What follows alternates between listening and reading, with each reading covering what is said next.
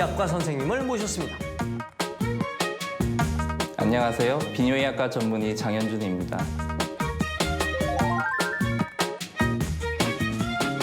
이정수님, 네. 예, 이정수님은 고민이 있으실 때 어떻게 하시나요? 고민이요? 저는 고민 약간 끙끙 앓고 막 이렇게 감싸고 있다가 빵 터지는 뭐 이런 타입인데 고민은 갑자기 왜 물어보십니까? 이게 오늘의 주제와 관련이 있기 때문인데요. 바로 중년의 남모를 고민, 배뇨장애입니다. 단어만 듣기만 해도 막 눈물이 날 것 같은 그런 느낌인데요. 배뇨장애 어떤 증상들이 있습니까?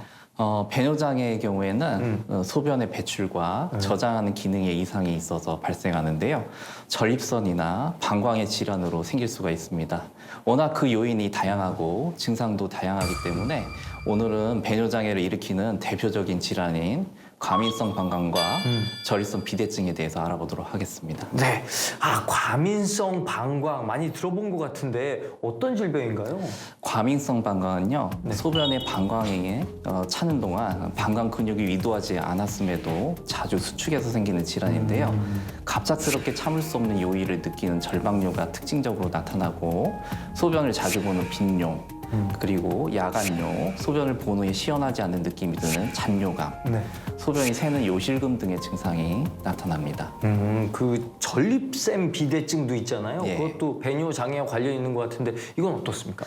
전립선 비대증은 40대 이후부터 전립선이 점점 커지면서 전립선이 비대된 거에 의해서 요도가 눌려가지고 발생하는데요. 소변 배출이 이제 방해를 받기 때문에 소변이 약하게 나오는 세뇨 증상 외에도 빈뇨, 잔뇨감 등의 증상을 보이고 소변을 볼 때 뜸을 들여야 나오는 지연뇨, 소변의 흐름이 끊기는 단절뇨 등의 증상이 나타납니다. 저는 바로 앞에 와닿은 질병이거든요. 예. 이 두 질병은 어떻게 생기는 거예요? 과민성 방광의 경우에는 신경인성 이상 질환, 방광 신경 섬유의 변화, 방광 출구가 막히거나 노화에 의한 배뇨근 변화 등의 영향을 미치는 것으로 알려져 있고요. 전립선 비대증은 노화와 함께 전립선 내에 활성화된 남성 호르몬과 안드로겐 수용체 농도가 높아지는데 또 이 밖에 여러 요인들에 의해서 작용하는 것으로 알려져 있습니다. 과민성 방광부터 전립선 비대증까지 이 배뇨장애 겪는 분들이 많은가요? 아무래도 그렇죠. 배뇨장애로 병원을 찾은 인원은 지난 2017년 57만 4,889명에서 2021년 74만 6,059명으로 4년 사이에 무려 17만 명 이상이 늘었습니다. 연평균 증가율은 약 6.7%였습니다.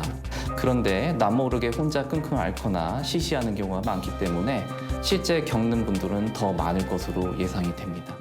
그러면 안 되는데요. 제가 이 닥터하우스 오래 하면서 알게 됐지 않습니까? 병은 절대 쉬쉬 몰래 키우는 게 아니라고. 예, 그렇지 않습니까? 예, 그렇습니다. 배뇨장애를 방치하면은 하부 요로기관인 방광 내압이 증가하게 되고요. 네. 악화되면은 상부 요로기관인 신장 기능에까지 영향을 줄 수가 있어요. 그래서 과민성 방광을 오래 방치하면은 방광 용적이 줄어들면서 소변이 저장하는 기능이 떨어지게 되고요. 또 전립선 비대증 같은 경우 방치하게 되면은 소변을 계속 덜 보게 되거나 갑작스럽게 소변이 나오지 않는 급성 용폐가 나타나서 응급처치가 필요한 경우도 생길 수가 있습니다. 실제로 이렇게 심각한 환자들도 많은가요? 많진 않죠. 덜어 있어요. 그래서 제가 담당하는 60대 남성 환자분이었는데요. 음주에 소변이 안 나와서 오셨습니다. 급성 욕폐 증상이었고 방광 내에 1000cc 이상 정도의 소변이 고여 있었습니다. 이분 같은 경우는 전립선 용적이 65cc 정도로 전립선 비대증이 좀 심한 상태였습니다. 병원에 가기 전에 좀 자가 진단하면 좋을 것 같아요. 방법이 있습니까? 물론입니다. 자가진단법으로 함께 확인해 볼까요?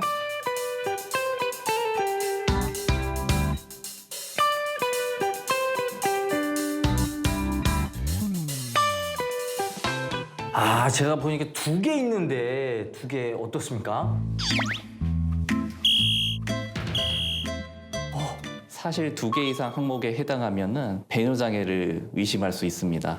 그래요? 이때는 빠르게 전문가를 찾는 것이 도움이 될 것 같아요. 두 개밖에 안 되는데?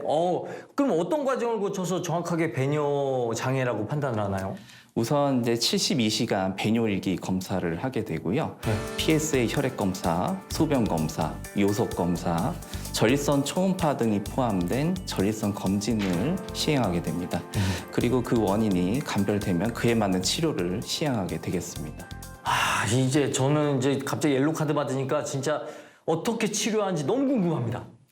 일단 과민성 방광은 시간제 배뇨 훈련, 방광 적응 운동, 그리고 수분 섭취와 같은 행동요법을 좀 하게 되고요.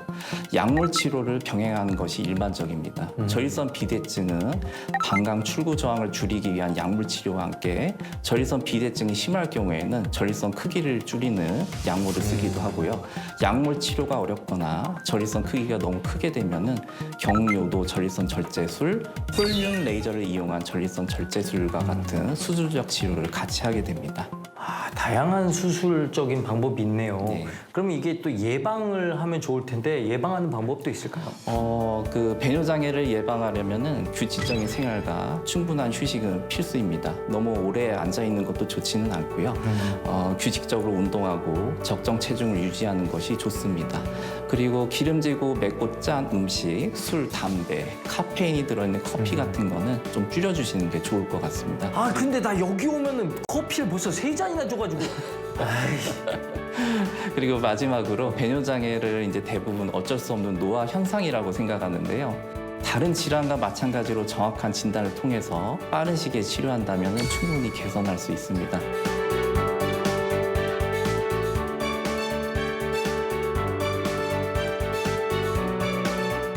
네, 아, 오늘 오셔가지고 많은 분들의 인식 개선과 치료 방법을 잘 알려주신 것 같습니다. 장현준 선생님, 감사합니다. 감사합니다.